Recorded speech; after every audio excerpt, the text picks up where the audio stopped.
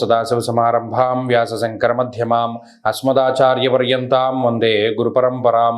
జ్యోతిష్ శాస్త్రాన్ని భావితరాల వారికి ప్రసాదించిన ఋషుల యొక్క పాదపద్మాలకి నమస్కారం చేసుకుంటూ, అలాగే నాకు ఈ జ్యోతిష విద్యను నేర్పిన గురువర్యులు జ్యోతిష బ్రహ్మ కీర్తిశేషులు శ్రీ ఈరంకి సూర్యనారాయణమూర్తి గారు, సూర్యశ్రీ దైవజ్ఞ గారి యొక్క పాదపద్మాలకి నమస్కారం చేసుకుంటూ, ఓం శ్రీ మహాగణాధిపతి నమః, శ్రీ గురుభ్యో నమః, హరి ఓం. వీక్షకులందరికీ నమస్కారం. మీనరాశి వారికి గత వారంతో పోల్చుకుంటే గ్రహస్థితిలో పెద్ద చెప్పుకోదగ్గ మార్పు ఏమీ లేదు. గమనించండి, ప్రతికూలంగా ఉండే గ్రహాలను లెక్కగడదాం. జన్మరాశి యందు శనేశ్వరుడు, అర్ధాష్టమ గురుడు, 12వ స్థానమందు రాహువు, ఇవి మూడు ప్రధానంగా ఇబ్బంది పెట్టేటువంటి గ్రహాలు.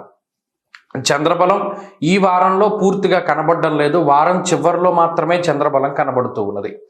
అష్టమ స్థానమందు గ్రహాలు ఏమీ లేవు. క్రితం వారంలో అష్టమంలో కొన్ని గ్రహాలు ఉంటే ఇప్పుడు అష్టమం ఖాళీగా ఉన్నది, గ్రహాలు ఏమీ లేవు. ఇది ఒక మంచి విషయం. 9వ స్థానంలో గ్రహాలు ఉండడం వల్ల అంత విపరీతమైనటువంటి పరిణామాలు ఏమీ ఉండవు. మహా అయితే ఓ రూపాయికి ఇంకో రూపాయి ఖర్చు అవుతూ ఉండేటువంటి పరిస్థితులను సూచిస్తుంది, కానీ మరి ఏ ఇతరత్ర ఇబ్బందికర వాతావరణాన్ని 9లో ఉండేటువంటి గ్రహం మనకి చూపించదు. కాబట్టి ఇక్కడ ప్రధానమైన సమస్యల్లా శనేశ్వరుడు, రాహువు, గురువు, ఈ మూడు గ్రహాల వల్లే జరుగుతుంది. అంటే అటు బద్ధకం, అలాగే ప్రతి పని వాయిదా వేసుకోవడం, నానా కార్య విరోధస్యాత్, ఏ పని అవ్వకపోవడం, ప్రతిదీ వెనక్కి వెళుతూ ఉండడం. అలాగే గురువు సెల్ఫ్ కాన్ఫిడెన్స్ని తగ్గిస్తూ ఉంటాడు. ఇది మనం చేయగలమా అనేటువంటి ఆలోచన వస్తూ ఉంటుంది. ఒక్కసారి ధైర్యం చేసి ముందుకు దూకితే మీకు అవ్వనటువంటి పని ఏమీ ఉండదు. ఎందుకంటే మీ యొక్క రాశి తత్వం అది. భయపడతారు ఇనీషియల్గా, కానీ ఒక్కసారి ధైర్యం చేసి దూకగలిగితే చాలా స్పీడ్గా మీరు అన్ని పనులు చేయగలుగుతారు. ఇక్కడ మీకు కళ్ళెం వేస్తూ ఉన్నటువంటిది మూడు గ్రహాలు. రాహు 12వ స్థానంలో ఉండి నిద్రపోనివ్వకుండా అనేక రకాలైనటువంటి క్లేశములు, అంటే సమస్యల గురించి ఆలోచించేలా చేస్తారు. కాబట్టి వీటి నుండి బయటపడాలి అంటే ఫస్ట్ మోటివేషన్ అన్నది చాలా అవసరం. మిమ్మల్ని మీరు చక్కగా మీతో మీరు మాట్లాడుకుంటూ ఉండండి. ప్రతిరోజు ఒక పావు గంట సేపు పరిస్థితులు ఏమిటి, ఎలా ఉన్నాయి, మీతో మీరు టైం స్పెండ్ చేస్తూ ఉండండి. తద్వారా కొంత సెల్ఫ్ మోటివేషన్ దొరుకుతూ ఉంటుంది. ఆ తదుపరి ఎక్కువగా మీ ఆలోచనలు పాటించకుండా గురువులు కానీ తల్లిదండ్రులు కానీ వారి యొక్క ఆలోచనల ద్వారా ముందుకు వెళుతూ ఉండండి.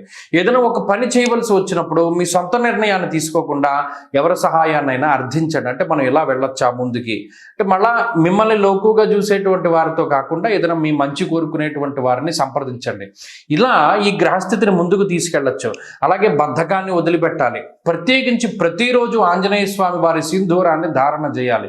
ఏమంటే 9 గ్రహాలు ఇక్కడ ప్రతికూలంగా ఉన్నాయి, ఏ ఒక్క గ్రహము మీకు అనుకూలించేటువంటి దాఖలా లేదు.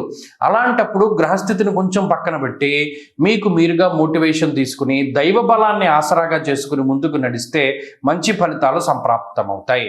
అలాగే ప్రతిరోజు ఆంజనేయ స్వామి వారి యొక్క ఆరాధన చేస్తూ ఉండండి.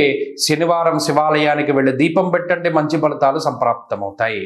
స్వస్తి.